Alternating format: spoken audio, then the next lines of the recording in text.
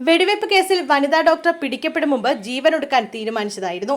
National health mission ഉദ്യോഗസ്ഥ ഷിനിയെ വെടിവെച്ച് പരിക്കേൽപ്പിച്ച സംഭവത്തിൽ വെളിപ്പെടുത്തലുമായി പ്രതിയായ വനിതാ ഡോക്ടർ.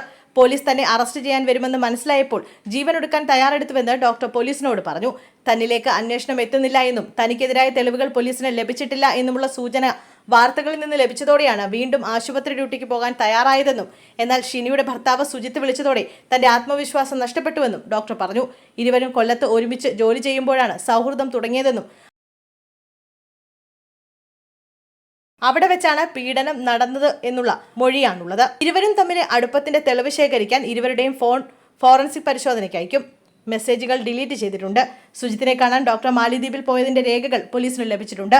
ബലം പ്രയോഗിച്ചാണ് ലൈംഗിക പീഡനം നടത്തിയെന്ന ഡോക്ടറുടെ മൊഴിയിലാണ് പോലീസ് കേസെടുത്തിരിക്കുന്നത്.